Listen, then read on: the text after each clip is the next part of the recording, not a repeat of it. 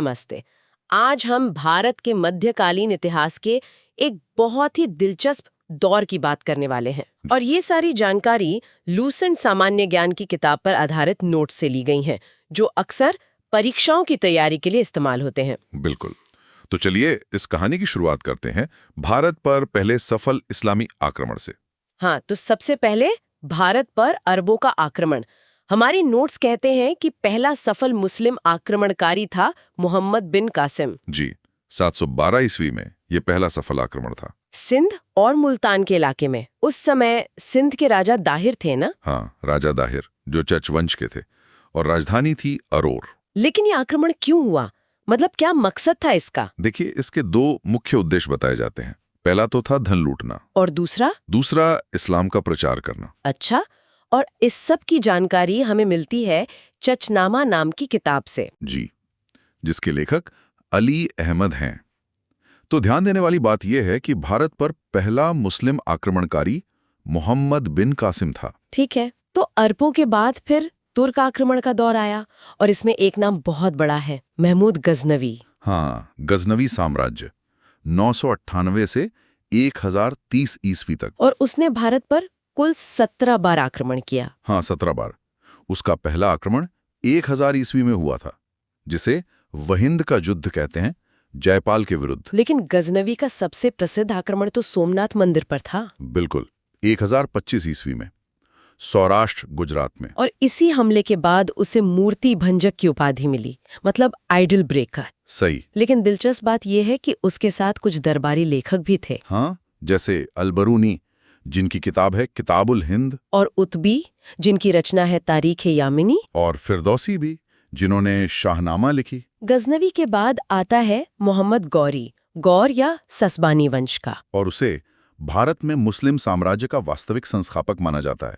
जी, क्योंकि उसका मकसद सिर्फ लूटना नहीं बल्कि यहाँ राज करना था। उसका पहला आक्रमण 1175 ईस्वी में मुल्तान पर हुआ। लेकिन 1178 में उसे पाटन यानी गुजरात में हार का सामना भी करना पड़ा। हाँ, वहां भीम द्वितीय की संरक्षिका नायका देवी ने उसे हराया था। फिर आते हैं गौरी के सबसे प्रमुख युद्ध, तराइन का पहला युद्ध 1191 में। इसमें पृथ्वीराज चौहान जीते। जी, लेकिन फिर अगले ही साल 1192 में तराइन का दूसरा युद्ध हुआ। और इसमें गौरी जीत गया। इसे एक गेम चेंजर युद्ध भी कहते हैं। बिल्कुल, क्योंकि इस एक हार ने उत्तर भारत का राजनीतिक नक्शा ही बदल दिया। इसके बाद 1194 में चंदावर का युद्ध हुआ, जिसमें गौरी ने जयचंद को हराया। और फिर 1206 ईस्वी में दमक नाम की जगह पर उसकी मृत्यु हो गई। और गौरी की मृत्यु के ठीक बाद भारत में दिल्ली सल्तनत की शुरुआत होती है। हाँ, 1206 से 1526 ईस्वी तक एक लंबा दौर। इस दौरान कुल 5 वंशों ने करीब 320 साल तक शासन किया। जी, और इन वंशों का क्रम भी बड़ा दिलचस्प है। सबसे पहले गुलाम वंश, जिसने 84 साल राज किया। फिर खिलजी वंश, सबसे कम समय के लिए, सिर्फ 30 साल। तीसरे नंबर पर तुगलक वंश, जिन्होंने सबसे लंबा 94 साल शासन किया। उनके बाद सैयद वंश, 37 साल। और आखिरी में लोधी वंश, 75 साल। तो चलिए सबसे पहले गुलाम वंश से शुरू करते हैं। इसे दास वंश या ममलूक वंश भी कहते हैं। और इसका संस्थापक था कुतुबुद्दीन ऐबक, जो गौरी का गुलाम था। जी, 1206 से 1210 तक। उसने अपनी राजधानी लाहौर को बनाया। उसे लाख बख्श और पील बख्श जैसी उपाधियां भी मिली थीं। लाखों का दानी और हाथियों का दानी। उसे कुरान खा भी कहते थे, क्योंकि वो कुरान बहुत सुरीले अंदाज में पढ़ता था। और उसने दिल्ली में कुव्वतुल इस्लाम मस्जिद, अजमेर में 2.5 दिन का झोपड़ा और कुतुब मीनार की नींव रखी। सही। और उसकी मृत्यु 1210 में चौगान यानी पोलो खेलते समय हुई। ऐबक के बाद आया इल्तुतमिश, 1211 से 1236 तक। इसे दिल्ली सल्तनत का वास्तविक संस्थापक कहा जाता है। वास्तविक संस्थापक क्योंकि उसने सल्तनत को असल में मजबूत किया। सबसे बड़ा काम उसने ये किया कि राजधानी को लाहौर से दिल्ली ले आया। और उसने इक्ता प्रथा भी चलाई। जी, और तुर्कान चहलगानी का गठन किया। ये 40 वफादार तुर्की सरदारों का एक दल था सिक्कों की बात करें तो चांदी का टक्का और तांबे का जीतल चलाया। और उसने कुतुब मीनार का निर्माण भी पूरा करवाया। इल्तुतमिश के बाद एक बहुत ही महत्वपूर्ण नाम आता है, रजिया सुल्तान। 1236 से 1240 तक वो प्रथम मुस्लिम महिला शासिका थी। उसकी पोशाक थी कुबा यानी कोट और कुल्हा मतलब टोपी, पुरुषों वाली पोशाक। जी, और उसकी मृत्यु कैथल में डाकुओं द्वारा हुई। रजिया के बाद गुलाम वंश का एक और मजबूत शासक था बलबन। बलबन 1266 से 1287 तक, और उसकी लौह एवं रक्त की नीति यानी आयरन एंड ब्लड पॉलिसी बहुत मशहूर है। उसका मुख्य काम तुर्काने चहलगानी को खत्म करना था। बिल्कुल, वो समझ गया था कि ये 40 सरदार ही सुल्तान के लिए सबसे बड़ा खतरा हैं। और उसने दरबार में सिजदा और पैबॉस जैसी नई प्रथाएं शुरू की। हाँ, मतलब सिर झुकाना और पैर चूमना। उसने फारसी त्योहार नौरोज भी शुरू किया। उसका सिद्धांत दैर्य राजत्व का था। वो खुद को ईश्वर का प्रतिनिधि बताता था। नियाबत एक खुदाई, और एक खास बात, अमीर खुसरो बलबन के दरबार में ही थे। तो गुलाम वंश के बाद आया खिलजी वंश 1290 से 1320 तक, और इसमें सबसे बड़ा नाम है अलाउद्दीन खिलजी का। उसकी उपाधि थी सिकंदर सानी यानी दूसरा सिकंदर। उसके सैन्य सुधार बहुत महत्वपूर्ण थे, जैसे स्थायी सेना रखना और सैनिकों को नकद वेतन देना। और घोड़ों को दागने और सैनिकों का हुलिया दर्ज करने वाली दाग और चेहरा प्रथा भी उसी ने शुरू की। जी, ताकि सेना में भ्रष्टाचार न हो, और उसका बाजार नियंत्रण भी बहुत सख्त था। हाँ, उसने शहनाए मंडी नाम का एक बाजार अधीक्षक नियुक्त किया और हर चीज के दाम तय कर दिए। और दक्षिण भारत पर विजय का श्रेय उसके सेनापति मलिक काफूर को जाता है। मलिक काफूर, जिसे 1000 दीनारी भी कहते हैं। सही। अच्छा, इसी दौर के एक महान कवि और इतिहासकार थे अमीर खुसरो, तोता हिंद। जी। उनका जन्म 1253 में पटियाली, उत्तर प्रदेश में हुआ था, और उनके गुरु थे निजामुद्दीन औलिया। कहते हैं उन्होंने 7 सुल्तानों का शासन देखा, बलबन से लेकर तुगलक तक। हाँ, और उन्हें सितार और तबला का आविष्कारक भी माना जाता है। वो खड़ी बोली हिंदी के जनक भी थे। उनकी प्रमुख रचनाएं हैं तुगलकनामा और खजाइन उल फुतूह। तो खिल्जी वंश के बाद आता है तुगलक वंश, 1320 से 1414 तक।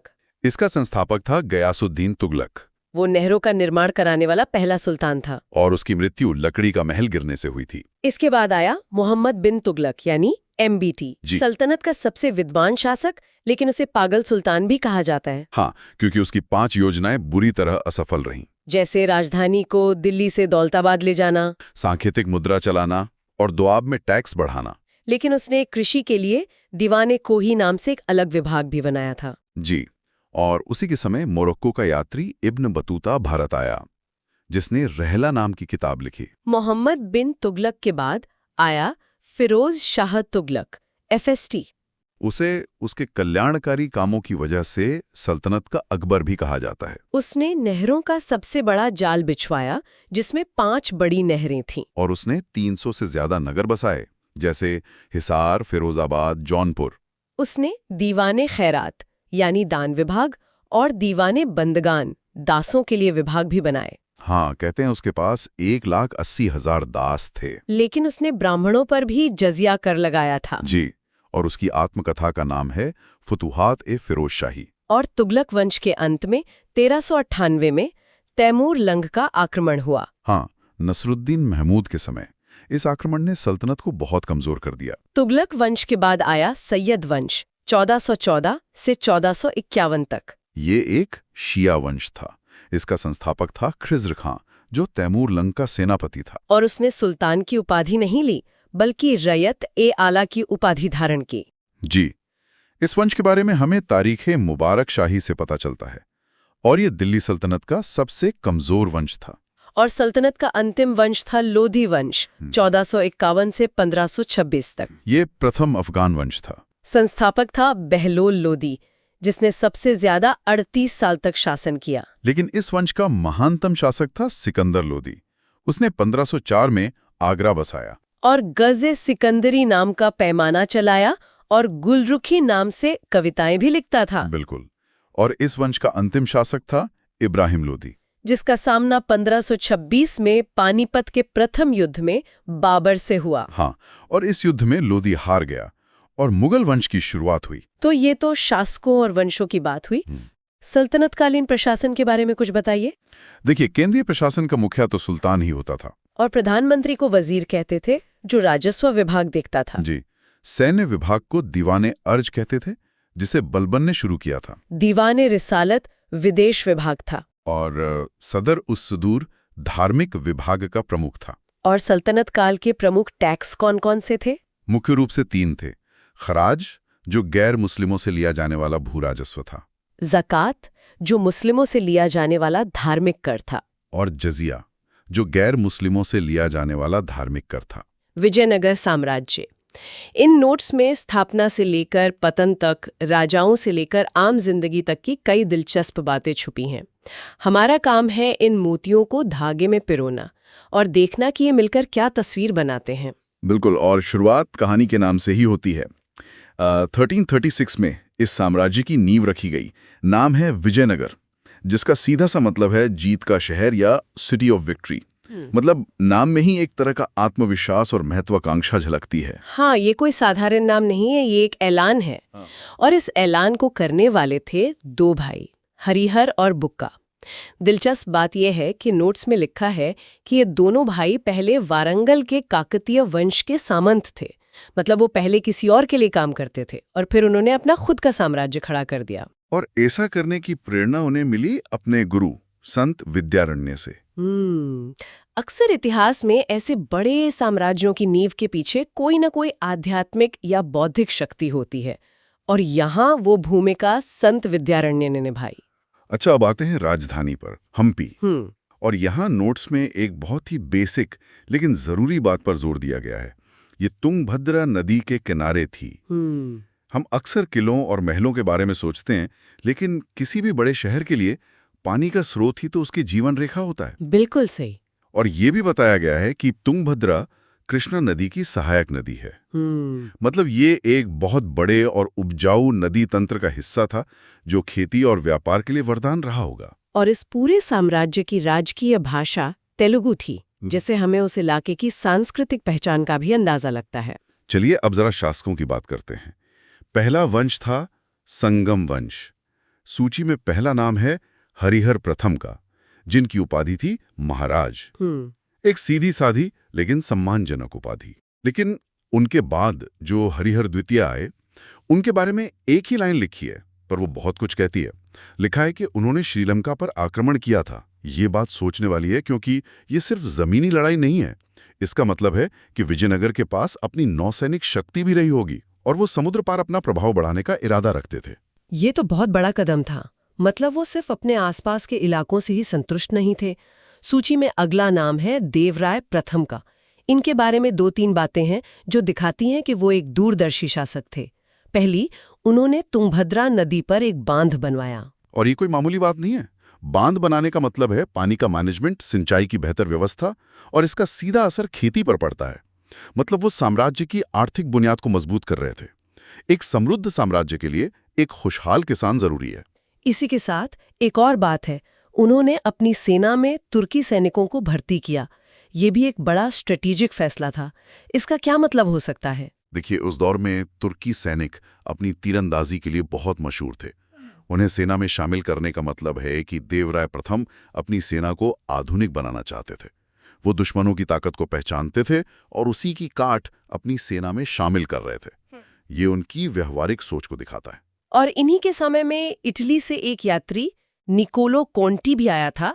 विदेशी यात्रियों का आना हमेशा ये बताता है कि उस जगह की शोहरत दूर दूर तक फैली हुई थी। बिल्कुल। अब आते हैं संगम वंश के उस शासक पर जिन्हें नोट्स में सबसे शक्तिशाली कहा गया है, देवराय द्वितीय। और उन्हें एक बहुत ही दमदार उपाधि दी गई थी, गजमबेतकार। गजमबेतकार, इसका मतलब समझाया गया है हाथियों का शिकारी। ये उपाधि अपने आप में उनकी ताकत और रुतबे की कहानी कहती है। ये सिर्फ एक टाइटल नहीं है, ये उनकी शक्ति का प्रतीक था। ये कहने का एक तरीका था कि वो इतने शक्तिशाली हैं कि हाथियों जैसे विशाल जानवर का भी शिकार कर सकते हैं। और इनकी शोहरत इतनी थी कि फारस से अब्दुल रज़ाक नाम का यात्री इनके दरबार में आया। जब इटली और फारस जैसे दूर दराज के इलाकों से लोग आपके शहर आ रहे हैं, तो इसका मतलब है कि आपका साम्राज्य उस समय के ग्लोबल मैप पर एक महत्वपूर्ण जगह रखता है। संगम वंश के बाद अब हम उस शासक पर आते हैं जिनका जिक्र इन दस्तावेजों में सबसे ज्यादा चमक के साथ किया गया है, कृष्णदेव राय, या जैसा कि नोट्स में लिखा है, केडीआर। ये तुलु वंश के थे और इन्हें विजयनगर का सबसे महान राजा माना जाता है। उनके महान होने का अंदाजा उनकी उपाधियों से ही लग जाता है। 3 उपाधियां दी गई हैं। आंध्र भोज, अभिनव भोज और आंध्र पितामह। ये तीनों उपाधियां उनकी सैन्य जीत के बारे में नहीं, बल्कि कला, साहित्य और संस्कृति के प्रति उनके गहरे लगाव और संरक्षण को दिखाती हैं। भोज नाम हमेशा कला के महान संरक्षक राजाओं से जुड़ा रहा है। और इसी से जुड़ी सबसे मशहूर बात है उनके दरबार की। अष्टदिग्गज यानी 8 महान तेलुगु कवि जो उनके दरबार की शान थे। ये ऐसा था मानो देश के सबसे बेहतरीन साहित्यिक दिमाग एक ही छत के नीचे जमा हो। और यहाँ नोट्स में एक बड़ी अच्छी तुलना की गई है जिससे ये बात आसानी से याद रहेगी। जैसे शिवाजी महाराज के दरबार में अष्टप्रधान थे, यानी 8 मंत्रियों की एक कैबिनेट जो प्रशासन चलाती थी, वैसे ही कृष्णदेवराय के पास अष्टदिग्गज थे। ये उनकी साहित्यिक कैबिनेट थी। 8 महान तेलुगु कवि जो साम्राज्य की सांस्कृतिक पहचान गढ़ रहे थे। ये कमाल की तुलना है। एक तरफ राजनीतिक शक्ति, दूसरी तरफ सांस्कृतिक शक्ति। और केटीआर सिर्फ दूसरों से ही कला नहीं रचवा रहे थे, वो खुद भी एक बड़े विद्वान थे। नोट्स में उनके लिखे 2 ग्रंथों का जिक्र है। हाँ, और दोनों अलग अलग भाषाओं में हैं, जो उनकी विद्वत्ता के विस्तार को दिखाता है। पहला ग्रंथ है अमुक्त माल्यदा, जो तेलुगु में है और इसे तेलुगु साहित्य का एक मास्टरपीस माना जाता है। और दूसरा है जामवती कल्याणम, जो उन्होंने संस्कृत में लिखा। एक राजा जो खुद 2 भाषाओं में महान ग्रंथ लिख रहा हो, ये सचमुच असाधारण बात है। और सिर्फ कला ही नहीं, उन्होंने एक पूरा शहर बसाया था, नागलपुर। एक राजा के लिए शहर बसाना मतलब अपनी एक स्थायी छाप छोड़ना। तो एक तरफ साहित्य, दूसरी तरफ नगर निर्माण और तीसरी तरफ स्थापत्य कला। नोट्स का अगला हिस्सा केडीआर के बनाए मंदिरों के बारे में है। हाँ, और ये विजयनगर की सबसे बड़ी विरासतों में से एक है। 2 मंदिरों के नाम दिए गए हैं, विट्ठन स्वामी मंदिर और हजारा राम मंदिर। ये आज भी हम्पी में मौजूद हैं और इन्हें देखकर ही उस दौर की शान का अंदाजा लगाया जा सकता है। इन मंदिरों की शैली के बारे में भी लिखा है, द्रविड़ शैली। इसकी पहचान क्या है? नोट्स में 2 खास बातें बताई गई हैं। पहली चीज है गोपुरम। ये मंदिर का वो विशाल, अक्सर पिरामिड जैसा दिखने वाला प्रवेश द्वार होता है, जिस पर देवी देवताओं और पौराणिक कथाओं की सैकड़ों मूर्तियां तराशी होती हैं। आप दूर से ही इसे देखकर बता सकते हैं कि एक भव्य मंदिर है। और दूसरा था कल्याण मंडप, एक तरह का बहुत सुंदर खंभों वाला हॉल जहां देवताओं के प्रतीकात्मक विवाह जैसे उत्सव मनाए जाते थे। ये विजयनगर की अपनी एक खास देन थी और ये विरासत इतनी कीमती है कि आज हम्पी को यूनेस्को ने विश्व धरोहर मतलब वर्ल्ड हेरिटेज साइट का दर्जा दिया है। ये इस बात का सबूत है कि वो सिर्फ भारत ही नहीं बल्कि पूरी दुनिया की साझी विरासत है। बिल्कुल। और इस दौर की जानकारी हमें मिलती कहाँ से? कुछ तो इन इमारतों से और बहुत कुछ विदेशी यात्रियों के लिखे विवरणों से। नोट्स में पुर्तगाली यात्रियों की एक सूची है। हाँ, 3 नाम हैं, डोमिंगो पायस और बारबोजा। ये दोनों कृष्णदेव राय के समय में ही आए थे। सोचिए, उन्होंने अपनी आंखों से केडीआर का राज और हम्पी का वैभव देखा होगा और उसके बारे में लिखा होगा। और तीसरा नाम है नूनिस का, जो केडीआर के बाद उनके उत्तराधिकारी अच्युत राय के समय में आया। इन लोगों के लिखे हुए यात्रा वृत्तांत आज हमारे लिए एक टाइम मशीन की तरह है, जो हमें उस दौर के विजयनगर की झलक दिखाते हैं। तो एक तरफ तो कृष्णदेव राय जैसे राजा थे जो इतने भव्य मंदिर बनवा रहे थे, साहित्य को बढ़ावा दे रहे थे। लेकिन एक महान साम्राज्य सिर्फ कला और युद्ध से नहीं चलता। आम लोगों की जिंदगी कैसी थी, प्रशासन कैसे काम करता था, चलिए देखते हैं नोट्स इस बारे में क्या बताते हैं। प्रशासन और समाज वाले हिस्से में कुछ बहुत ही सीधे और दिलचस्प बिंदु हैं। समाज के बारे में लिखा है कि सती प्रथा तो थी, जो उस दौर के कई समाजों में मौजूद थी, लेकिन दूसरी तरफ जो बात चौंकाती है वो ये है कि दहेज प्रथा का चलन नहीं था। 1 मिनट, दहेज प्रथा नहीं थी, ये तो बहुत बड़ी बात है ना? ये एक बहुत बड़ा सामाजिक संकेत है। उस दौर में इसका न होना हमें सोचने पर मजबूर करता है। और नोट्स में एक और आर्थिक बिंदु है, उनकी मुद्रा। वो पैगोडा सोने के सिक्के होते थे, जो दिखाते हैं कि ये एक बहुत अमीर साम्राज्य था। और ये अमीरी प्रशासन में भी दिखती होगी, खासकर राजस्व और सेना में। राजस्व का सिस्टम काफी मानक था। भू राजस्व मतलब जमीन पर जो टैक्स लगता था वो उपज का 16वां हिस्सा था। ठीक है। लेकिन उनकी असली ताकत थी उनकी सेना, किले, हाथी और एक बहुत शक्तिशाली घुड़सवार सेना। और घोड़ों के बारे में एक खास बात लिखी है। हाँ, कि ये घोड़े अरब से आयात किए जाते थे। अरब से घोड़े मंगवाना, मतलब इनके पास व्यापार से बहुत पैसा आता था। बिल्कुल, यह दिखाता है कि उनकी समुद्री व्यापार पर कितनी मजबूत पकड़ थी। लेकिन इतनी शक्तिशाली सेना के बावजूद इस साम्राज्य का अंत एक ही दिन में हो गया। आप तालीकोटा के युद्ध की बात कर रहे हैं, 1565? हाँ, टालीकोटा का युद्ध। इसके दूसरे नाम भी हैं, जैसे राक्षस तांगड़ी या बन्नीहट्टी का युद्ध। ये विजयनगर और दक्कन की सल्तनतों के एक गठबंधन के बीच हुआ था। जी, और इस गठबंधन में बीजापुर, गोलकुंडा, अहमदनगर और बीदर शामिल थे। लेकिन यहाँ एक बहुत जरूरी बात है जिस पर अक्सर लोग ध्यान नहीं देते, और इन नोट्स में इसे हाईलाइट किया गया है कि पांचवी सल्तनत बरार, वो इस युद्ध में शामिल नहीं थी। एग्जैक्टली। और बरार का इस गठबंधन से बाहर रहना कोई छोटी बात नहीं है। और इसका नतीजा? विजयनगर का पतन। इस एक लड़ाई ने दक्षिण भारत का राजनीतिक नक्शा हमेशा के लिए बदल दिया। विजयनगर के बाद अब उस शक्ति की बात करते हैं जो लंबे समय तक उनकी प्रतिद्वंद्वी रही, बहमनी साम्राज्य। इसकी स्थापना 1347 में हुई थी। जी, इसकी स्थापना की थी हसन गंगू ने, जिन्होंने अलाउद्दीन बहमन शाह का टाइटल लिया था। और इसकी सबसे बड़ी खासियत ये थी कि ये दक्षिण भारत का पहला स्वतंत्र मुस्लिम राज्य था। पहला स्वतंत्र मुस्लिम राज्य। हाँ, दिल्ली सल्तनत के नियंत्रण से पूरी तरह बाहर एक नई शक्ति का उदय था। अच्छा, और इसकी राजधानी और भाषा के बारे में क्या जानकारी है? पहली राजधानी गुलबर्गा थी, जिसका एक और नाम एहसानाबाद भी मिलता है। बाद में अहमद शाह वली नाम के शासक राजधानी को बीदर ले गए। लेकिन जो बात सबसे ज्यादा हैरान करती है वो है उनकी राजकीय भाषा। क्या थी? मराठी। एक मिनट, मराठी? फारसी या अरबी? नहीं, मराठी। और ये मामूली बात नहीं है। आमतौर पर सल्तनतों की दरबारी भाषा फारसी होती थी। तो मराठी को राजकीय भाषा बनाने का मतलब ये कि बहमनी शासक स्थानीय संस्कृति और प्रशासन पर बहुत ज्यादा निर्भर थे।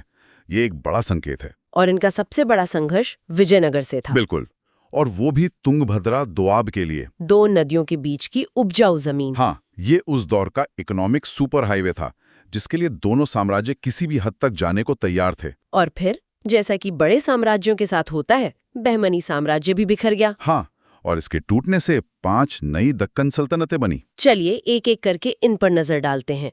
पहली थी बीजापुर, दूसरा सबसे बड़ा गुंबद कहा जाता है। बिल्कुल। दूसरी सल्तनत थी गोलकुंडा, कुतुब शाही वंश की। इसके संस्थापक थे कुली कुतुब शाह। ये गोलकुंडा किले और हैदराबाद शहर के लिए प्रसिद्ध हैं। तीसरी थी अहमदनगर, निजाम शाही वंश। संस्थापक मलिक अहमद थे और यहाँ की शासिका चांद बीबी का नाम इतिहास में दर्ज है। और बाकी दो? चौथी थी बीदर बरीद शाही वंश की, और 5वीं थी बरार इमाद शाही वंश की। वही बरार जो तालीकोटा की लड़ाई से दूर रहा था। हाँ, पर जैसा नोट्स में लिखा है, बरार ज्यादा दिन टिका नहीं और बाद में उसे अहमदनगर ने अपने राज्य में मिला लिया। तो ये थी दक्कन की कहानी। अब ये नोट्स हमें उत्तर और पश्चिम भारत की ओर ले जाते हैं। हाँ, और यहाँ कुछ बहुत दिलचस्प क्षेत्रीय राज्य उभर रहे थे। उत्तर भारत में सबसे पहले जौनपुर का जिक्र है। जौनपुर उत्तर प्रदेश में? जी, संस्थापक थे मलिक सरवर, लेकिन इसकी पहचान बनी इसकी उपाधि से, शिराज-ए-हिंद। भारत का शिराज, ईरान के मशहूर शहर शिराज के नाम पर। ऐसा क्यों? क्योंकि ये शिक्षा, कला और संस्कृति का एक बहुत बड़ा केंद्र बन गया था। यहाँ की अटाला मस्जिद, जिसे इब्राहिम शाह शर्की ने बनवाया था, आज भी उस दौर की शान की गवाही देती है। पर इसका अंत कैसे हुआ? बहलोल लोदी ने इसे जीतकर दिल्ली सल्तनत में मिला लिया। जौनपुर के बाद नोट्स में कश्मीर का जिक्र है। हाँ, कश्मीर में पहले मुस्लिम वंश की नींव शाह मीर ने रखी थी। लेकिन जिस शासक का नाम सुनहरे अक्षरों में लिखा गया है, वो हैं ज़ैनुल आबिदीन। इन्हें तो कश्मीर का अकबर भी कहा जाता है। बिल्कुल, और ये टाइटल उन्हें अकबर से बहुत पहले मिला था। वे एक धर्मनिरपेक्ष शासक थे। जैसे? उन्होंने गौ हत्या पर रोक लगाई, जो उस समय में एक बहुत बड़ा और साहसी कदम था। और उन्होंने वुलर झील में ज़ैना लंका नाम का एक कृत्रिम द्वीप भी बनवाया। तो ये तो हुई उत्तर भारत की बात। अब पश्चिम भारत की ओर चलते हैं। मालवा, यानी आज का मध्य प्रदेश। हाँ, और मालवा की राजधानी थी मांडू, जिसे एक बड़ा मजेदार नाम दिया गया था, सिटी ऑफ जॉय, खुशियों का शहर। शासक खुशंग शाह राजधानी को मांडू ले गए थे, और यहाँ की इमारतों के नाम भी बड़े दिलचस्प हैं, जैसे जहाज महल और हिंडोला महल। बिल्कुल, ये नाम किसी किले के नहीं बल्कि किसी आलीशान रिजॉर्ट के लगते हैं। और पश्चिम में एक और बड़ा राज्य था, गुजरात। गुजरात, जो व्यापार का गढ़ था। संस्थापक थे जफर खान, जो मुजफ्फर शाह के नाम से गद्दी पर बैठे। लेकिन अहमदाबाद शहर तो अहमद शाह ने बसाया था। हाँ, अहमद शाह ने ही साबरमती नदी के किनारे अहमदाबाद शहर बसाया, जो आज भी गुजरात का दिल है। नोट्स में एक और शासक महमूद बेगड़ा का भी नाम है। महमूद बेगड़ा गुजरात के सबसे ताकतवर सुल्तानों में से एक थे। बेगड़ा का मतलब है 2 गढ़ जीतने वाला। कौन से 2 गढ़? गिरनार यानी जूनागढ़ और चंपानेर, 2 सबसे मुश्किल किले। तो ये तो हुई राज्यों सल्तनतों की बात। इसी दौर में एक और बहुत बड़ी क्रांति हो रही थी, जो दिलों और दिमागों में थी। सूफी और भक्ति आंदोलन। पहले सूफी आंदोलन की बात करते हैं। इसका मूल विचार क्या था? इसका मूल विचार बहुत सरल और गहरा था। ईश्वर से सीधा, व्यक्तिगत और प्रेम भरा रिश्ता जोड़ना, जिसे इश्क हकीकी कहा गया। अच्छा, मतलब कर्मकांडों से अलग हटकर। जी, सूफी संत मानते थे कि ईश्वर को प्रेम, संगीत और ध्यान से पाया जा सकता है। शब्द है सूफ। इसका क्या मतलब है? सूफ का सीधा सा मतलब है ऊन। ऊन? और ये ऊनी कपड़े उस दौर में सादगी, त्याग और दुनियावी चीजों से दूरी का प्रतीक थे। अच्छा। तो नाम से ही इस आंदोलन की बुनियाद का मतलब पता चल जाता है। एक सादा जीवन जिसका मकसद सिर्फ ईश्वर को पाना हो। और ये मकसद क्या था? नोट्स में इसके लिए एक बहुत खूबसूरत शब्द इस्तेमाल हुआ है, इश्क ए हकीकी। हाँ, ये सिर्फ भक्ति नहीं, इश्क है। बिल्कुल। ये उस दौर के लिए एक तरह से क्रांतिकारी विचार था, जहां धर्म अक्सर रस्मों रिवाजों में उलझा हुआ था। सूफियों ने कहा कि असल इबादत तो ईश्वर से प्रेम करना है, यानी सच्चा इश्क, बिना किसी बिचौलिए के। हाँ, जिसमें कोई शर्त ना हो। और नोट्स के मुताबिक अबू हाशिम वो पहले शख्स थे जिन्होंने ये शब्द इस्तेमाल किया। तो इस इश्क के रास्ते पर चलने के लिए एक व्यवस्था भी बनी होगी।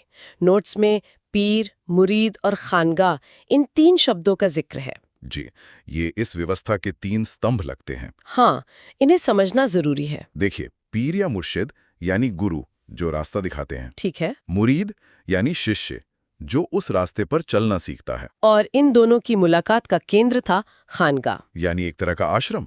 आश्रम, हाँ। पर खानगाह को सिर्फ एक आश्रम समझ लेना शायद पूरी बात नहीं होगी। मतलब ये सिर्फ रहने की जगह नहीं थी, बिल्कुल नहीं। ये उस दौर के आध्यात्मिक और सामाजिक केंद्र थे। सोचिए, एक ऐसी जगह जहां सिर्फ इबादत नहीं हो रही, बल्कि संगीत की महफिलें सज रही हैं, जहाँ कव्वाली गाई जा रही है। हाँ, एक ऐसी जगह जहां लंगर चल रहा है और हर धर्म जाति के लोग सुकून की तलाश में आ रहे हैं। ये एक तरह के कम्युनिटी सेंटर थे। कमाल है। अब जरा इन सूफियों के अलग अलग सिलसिलों यानी ऑर्डर्स पर आते हैं। नोट्स में सबसे पहला और सबसे मशहूर नाम चिश्ती सिलसिले का है। जी, चिश्ती सिलसिला। इसके संस्थापक ख्वाजा मोइनुद्दीन चिश्ती बताए गए हैं, जिनका केंद्र अजमेर था। मेरा सवाल यह है कि अजमेर ही क्यों? ये एक बेहतरीन सवाल है। देखिए, उस दौर में अजमेर सिर्फ एक शहर नहीं, बल्कि एक रणनीतिक और सांस्कृतिक चौराहा था। अच्छा। ये दिल्ली सल्तनत और राजपूत राज्यों के बीच एक पुल का काम करता था।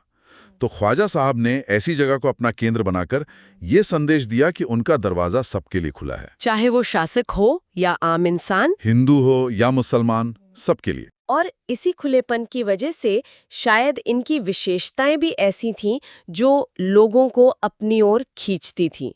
नोट्स में 3 बातें लिखी हैं: गरीबी, संगीत और राजनीति से दूरी। जी, गरीबी का मतलब यहाँ पैसों की कमी से नहीं, बल्कि एक सादा जीवन, दुनियावी चीजों से मोह न रखना। बिल्कुल। संगीत यानी कव्वाली ईश्वर से जुड़ने का एक जरिया बन गया। और राजनीति से दूरी, ये सबसे अहम थी। क्यों? चिश्ती संत मानते थे कि सुल्तान की ताकत वक्त के साथ बदल जाती है, लेकिन फकीर की दुआ हमेशा रहती है। सत्ता के पास जाने से रूहानियत मैली हो जाती है। इसी सिलसिले के कुछ बड़े संतों के नाम भी हैं।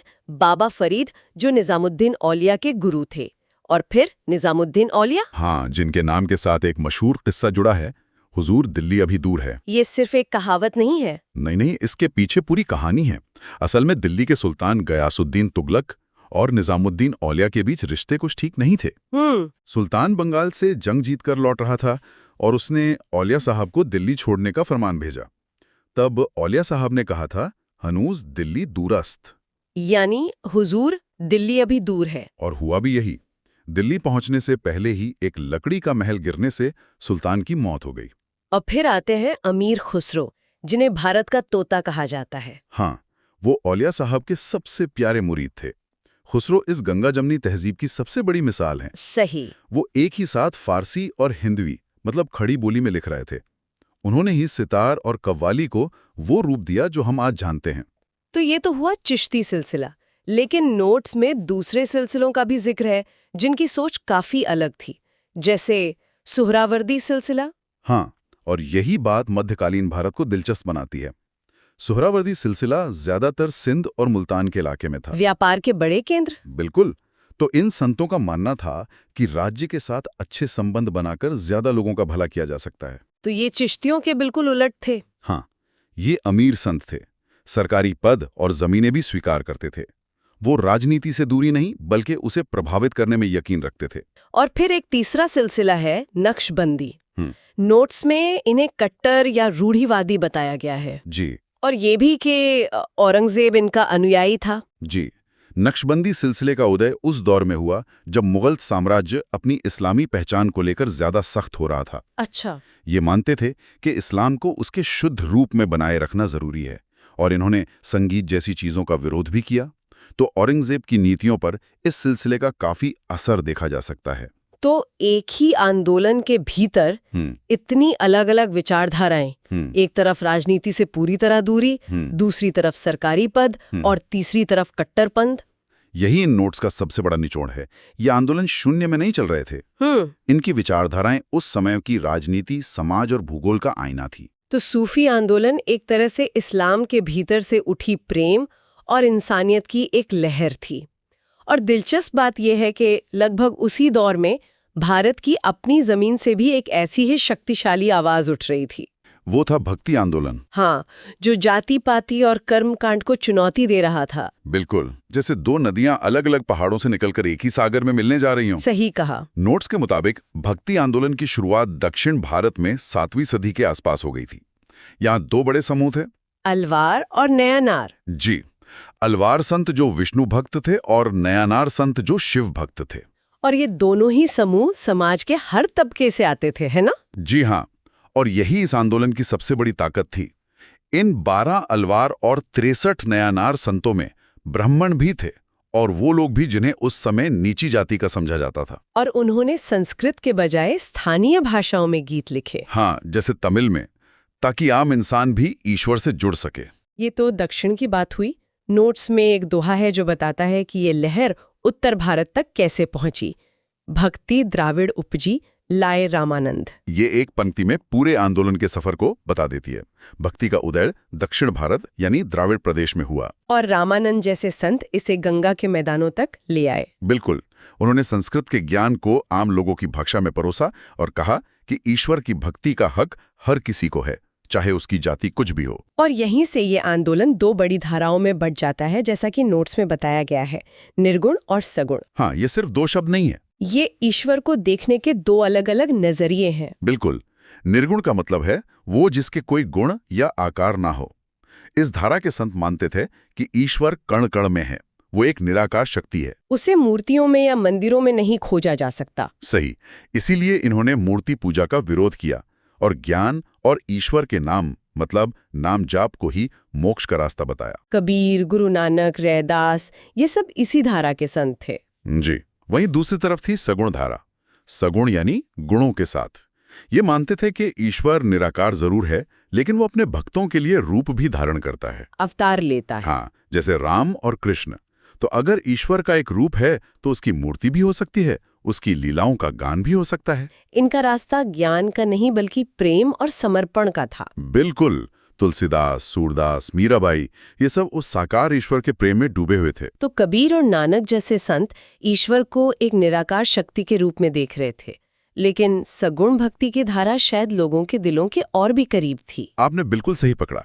एक आम इंसान के लिए निराकार ब्रह्म पर ध्यान लगाना मुश्किल हो सकता है, लेकिन कृष्ण की बाल लीलाओं की कल्पना करना या राम के आदर्शों को याद करना आसान है। सही।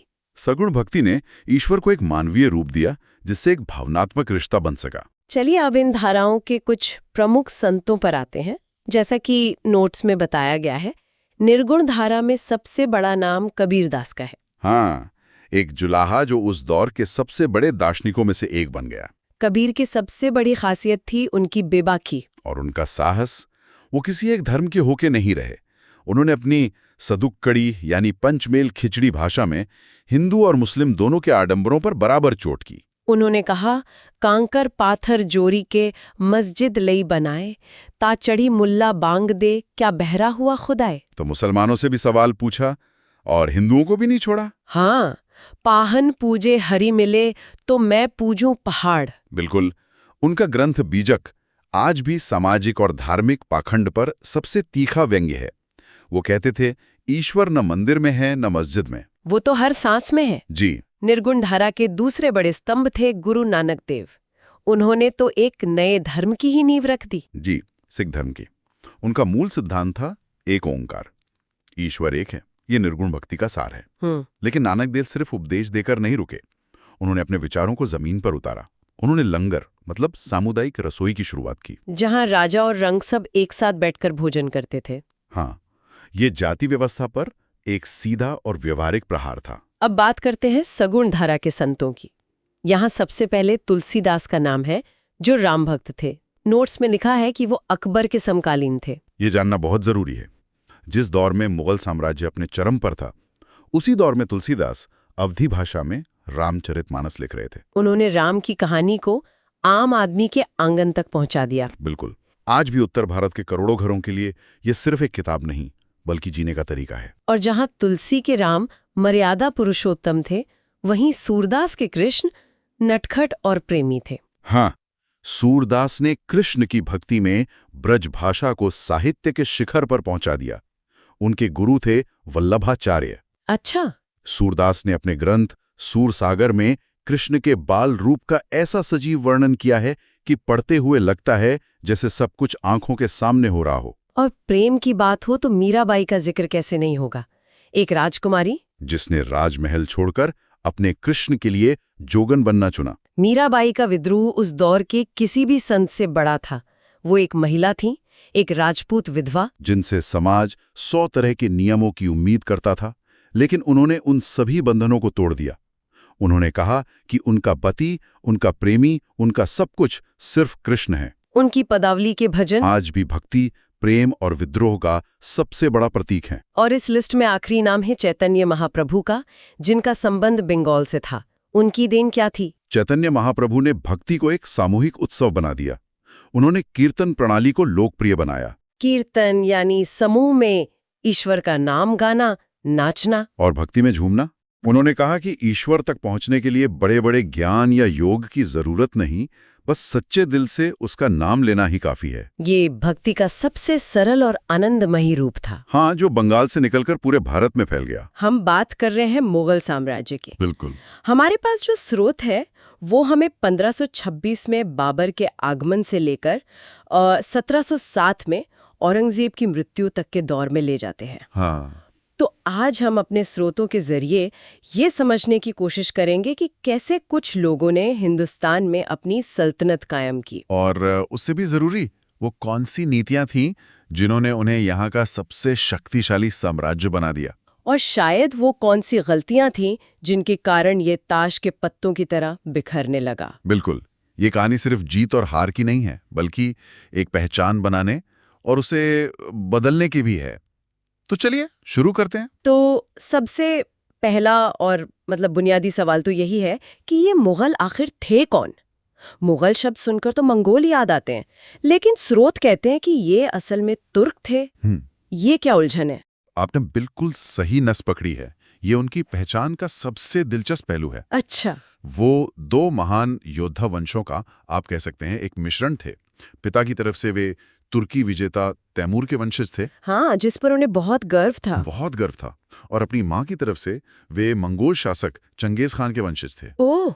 लेकिन वो खुद को मुगल या मंगोल कहलाना पसंद नहीं करते थे। क्यों? क्योंकि मंगोलों की छवि उस वक्त लुटेरों और हत्यारों की थी, तो वो खुद को तैमूरी कहलाना पसंद करते थे। अच्छा, तो मुगल नाम उन्हें दूसरों ने दिया था। ये तो बड़ी दिलचस्प बात है। जी।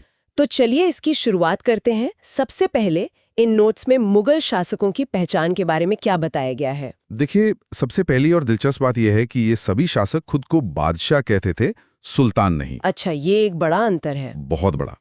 उनकी दरबारी भाषा फारसी थी, और धर्म से वे सुन्नी मुसलमान थे। पर उनकी जड़ें और भी थीं, जैसे उन्हें बरलास तुर्क भी कहा जाता था और वे मूल रूप से आज के उज़्बेकिस्तान के उज़्बेक थे। और नोट्स में एक मिर्जा उपाधि का भी जिक्र है। हाँ, मिर्जा असल में बाबर के पिता की उपाधि थी। तो आप देखें, एक मिलीजुली पहचान है। सही है। और इन नोट्स में मुगल काल को दो हिस्सों में बांटा गया है। पहला मध्यकालीन मुगल, जिसमें बाबर से लेकर औरंगजेब तक 6 बड़े बादशाह हुए। और दूसरा है उत्तरवर्ती मुगल, जो 1707 के बाद आए। तो आज हमारी चर्चा पहले दौर के शुरुआती शासकों पर ही रहेगी। ये बिल्कुल सही है। तो चलिए सीधे संस्थापक यानी बाबर से ही शुरू करते हैं। ज़हीरुद्दीन मोहम्मद बाबर। हाँ, बाबर, जिसका शासनकाल 1526 से 1530 तक था। और उसके प्रमुख युद्धों को याद रखने के लिए नोट्स में एक बहुत ही मजेदार सूत्र दिया है। क्या है वो? पान खा चल घर। पान खा चल घर। वाह, ये तो कमाल का है ना? चीजों को आसान बना देता है। तो चलिए इसे तोड़कर समझते हैं। पान से शुरू करते हैं। पान यानी पानीपत का पहला युद्ध 1526। ये इब्राहिम लोदी के खिलाफ था और इसमें बाबर की जीत हुई। और इसी में तो वो खास चीजें इस्तेमाल हुई जो भारत में नहीं थीं। बिल्कुल। इसमें पहली बार तोपखाने मतलब कैनन्स और तुलगमा नीति का प्रयोग किया गया। तुलगमा नीति ये क्या थी असल में? तुलगमा में बेसिकली सेना को अलग अलग हिस्सों में बांट दिया जाता था। एक हिस्सा सामने से लड़ता था और 2 हिस्से घूमकर दुश्मन को पीछे से घेर लेते थे। अच्छा, एक तरह की घेराबंदी। हाँ, और जब दुश्मन घिर जाता था तब सामने से तोपें आग उगलना शुरू कर देती थीं। इसने लोदी की सेना में भगदड़ मचा दी। समझ गई। तो पान के बाद खा से खानवा का युद्ध 1527, ये राणा सांगा के खिलाफ था और इसमें भी बाबर जीता। और इसी जीत के बाद उसने वो जिहाद का नारा दिया था, है ना? एकदम सही। और गाजी की उपाधि भी धारण की। राइट। चल और घर। चल से चंदेरी का युद्ध 1528, जिसमें मेदिनी राय को हराया।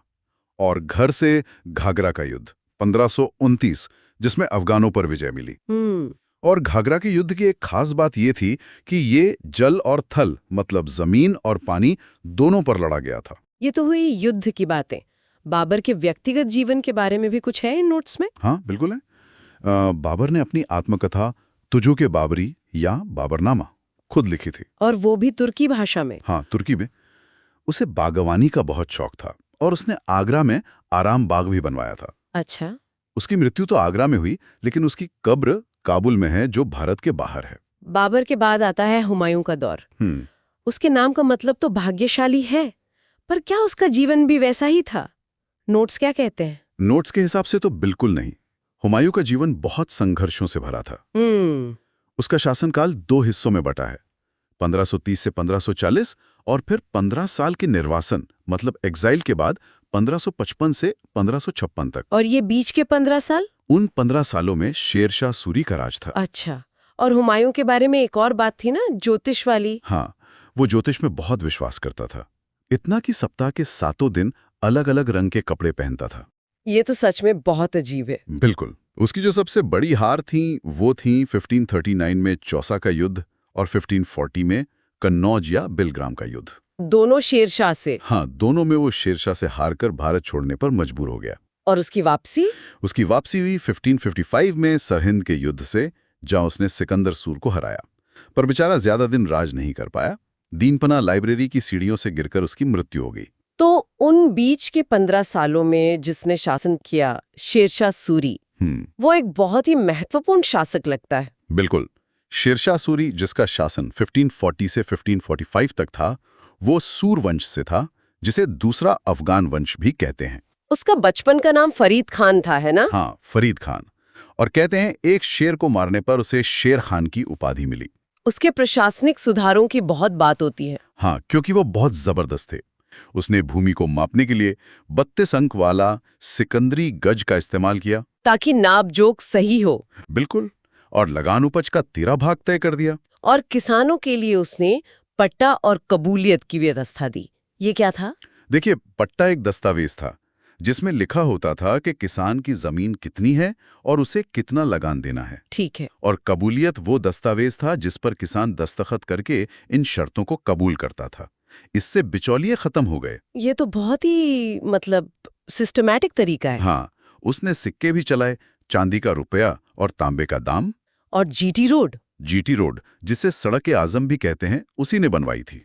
ये सुनार गांव को पेशावर से जोड़ती थी। तो सिर्फ 5 साल में इतना सब? हाँ, उसकी मृत्यु 1545 में कालिंजर किले में उक्का नाम का एक आग्नेयास्त्र चलाते समय हुई। एक और बात, नोट्स में उसे पूर्व का अकबर भी कहा गया है। हाँ, क्योंकि उसके कई सुधारों को बाद में अकबर ने भी अपनाया। तो ये दिलचस्प है। अब आते हैं अकबर पर। नोट्स में अकबर के बारे में जानकारी 2 भागों में दी गई है। पहले भाग में उसके परिचय और नवरत्नों के बारे में क्या है? अकबर का शासनकाल बहुत लंबा था, 1556 से 1605 तक। उसका जन्म 1542 में अमरकोट में हुआ और राज्याभिषेक सिर्फ 13 साल की उम्र में कलानौर में हुआ।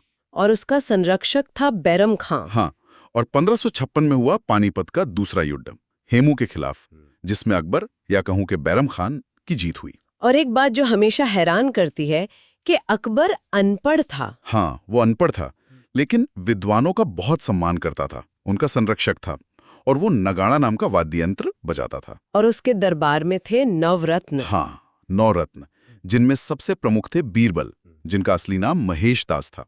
वो वजीर और विदूषक दोनों थे। तानसेन थे संगीत के लिए। हाँ, तानसेन, जिनका असली नाम राम मनु पांडे था।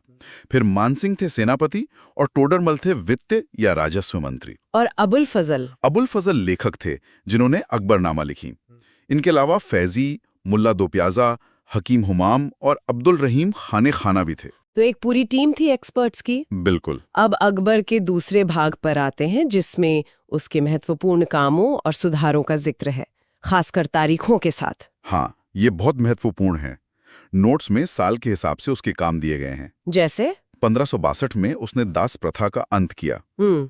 ठीक अगले साल 1563 में तीर्थ यात्रा कर खत्म कर दिया गया। ओके। और फिर उसके भी अगले साल 1564 में जजिया कर समाप्त कर दिया गया। 3 साल में 3 बहुत बड़े सामाजिक और धार्मिक फैसले। हाँ, ये कोई इत्तेफाक तो नहीं लगता? खासतौर पर जजिया कर, जो गैर मुस्लिमों पर लगता था, उसे हटाना तो एक बहुत बड़ा संदेश था। बिल्कुल।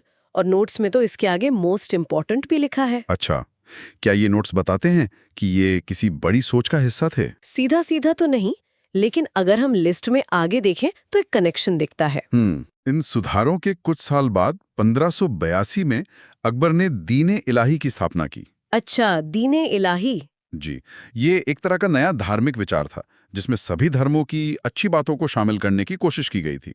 तो हाँ, ये लगता है कि वो शुरू से ही एक ऐसा साम्राज्य बनाना चाहते थे जहां सबको साथ लेकर चला जा सके। अच्छा, तो ये कर हटाना उसी बड़ी तस्वीर का एक हिस्सा था।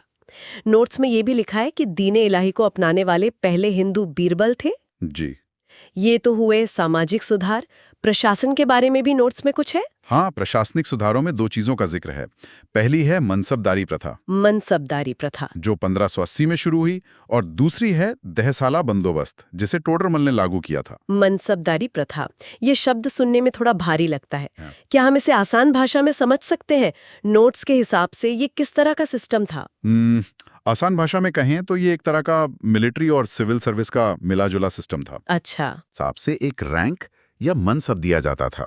ओके। और इसी रैंक के आधार पे उनकी तनख्वाह, उनके अधिकार और उनकी जिम्मेदारियां तय होती थीं, जैसे कि उन्हें कितने घुड़सवार सैनिक रखने होंगे। मतलब ये साम्राज्य को चलाने का एक ऑर्गेनाइज्ड तरीका था। बिल्कुल। और दहसाला बंदोबस्त, ये क्या था? ये जमीन से जुड़ा एक टैक्स सिस्टम था।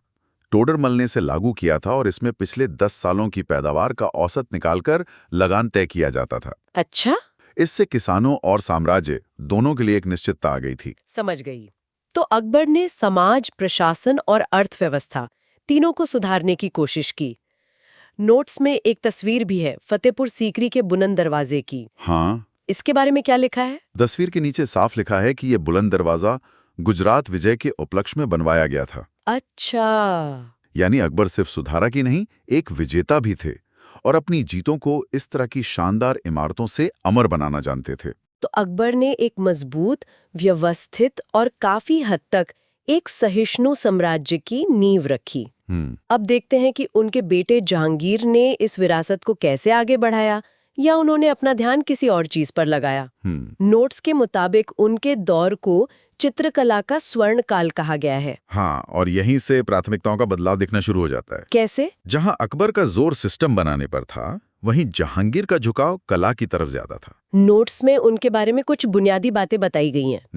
जैसे उनके बचपन का नाम सलीम था और जहांगीर का मतलब होता है विश्व विजेता। उन्होंने अपनी आत्मकथा भी लिखी थी ना? जी, उनकी आत्मकथा का नाम तुजुक ए जहांगीरी है, जो फारसी भाषा में थी। इससे पता चलता है कि वो खुद भी लिखने पढ़ने के शौकीन थे। उनके मकबरे के बारे में भी एक खास बात लिखी है। क्या? वो लाहौर में रावी नदी के किनारे शाहदरा में है और ब्रैकेट में लिखा है इंडिया के बाहर। आपने कहा कला पर खास जोर था। नोट्स में लिखा है कि इनके काल को चित्रकला का स्वर्ण काल कहते हैं। बिल्कुल। क्या कुछ चित्रकारों के नाम भी दिए गए हैं? हाँ, 2 प्रमुख चित्रकारों के नाम हैं, मंसूर और अबुल हसन। मंसूर और अबुल हसन। जी। मंसूर को पक्षियों और जानवरों की तस्वीरें बनाने में महारत हासिल थी, जबकि अबुल हसन इंसानों के चित्र बनाने में माहिर थे। जहांगीर के बारे में कहा जाता है कि वो किसी भी पेंटिंग को देखकर बता सकते थे कि उसे किस चित्रकार ने बनाया है।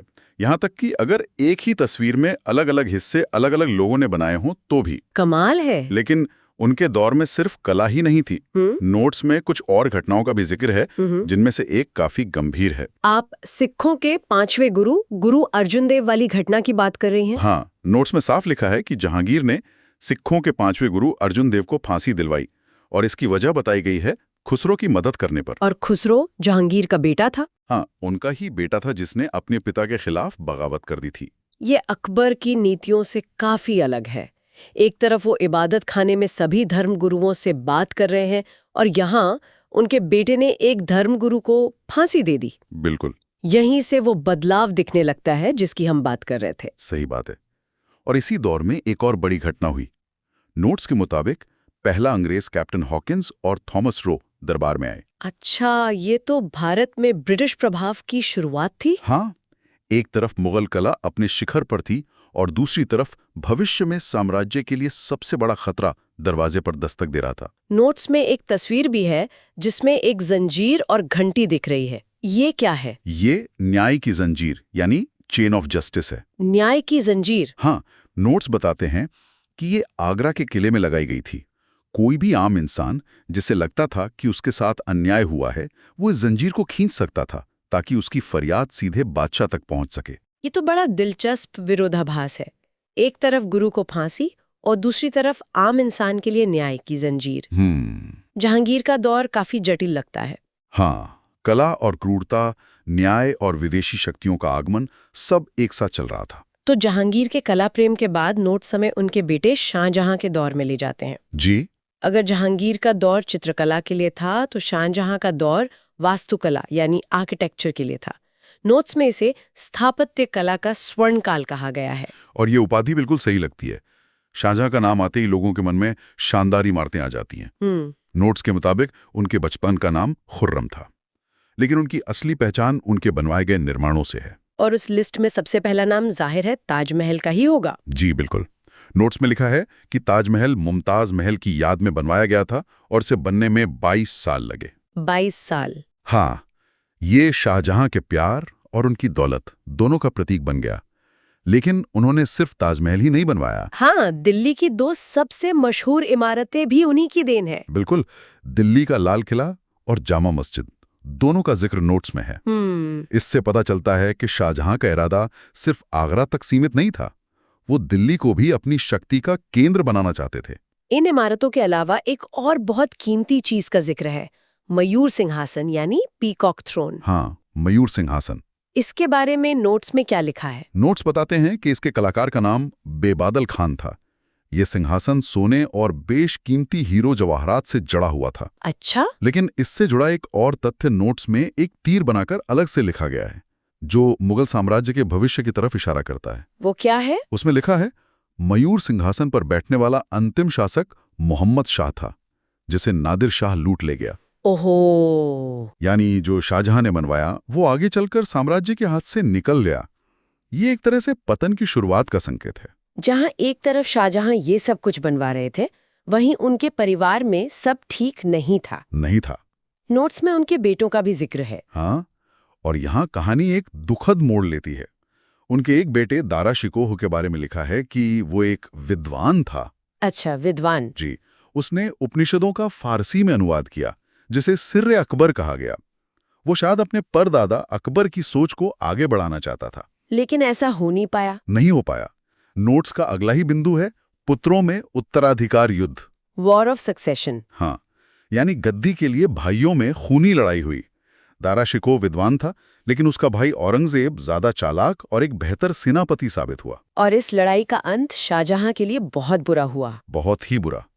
नोट्स का आखिरी बिंदु तो दिल दहला देने वाला है। क्या लिखा है? औरंगजेब में शाहजहां को आगरा किले में कैद किया। ओह, सोचिए, जिस बादशाह ने दुनिया की सबसे खूबसूरत इमारत बनवाई, उसने अपनी जिंदगी के आखिरी साल अपने ही बेटे की कैद में गुजारे, उसी आगरा के किले से ताजमहल को देखते हुए। ये तो बहुत बड़ी विडंबना है।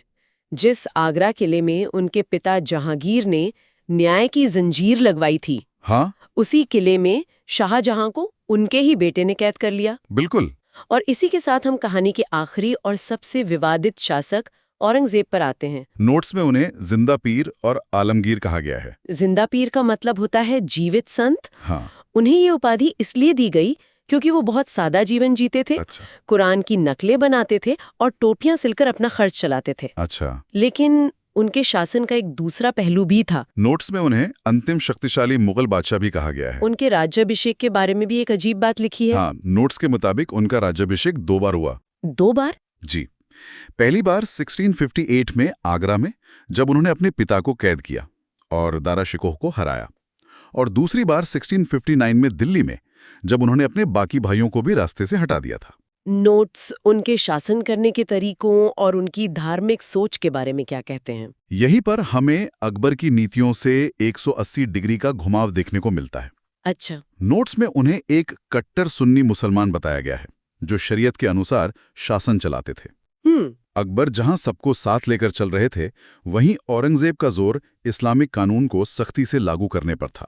उनकी पत्नी और उनके बनवाए मकबरे का भी जिक्र है। जी, उनकी पत्नी का नाम दिलराज बानो बेगम था।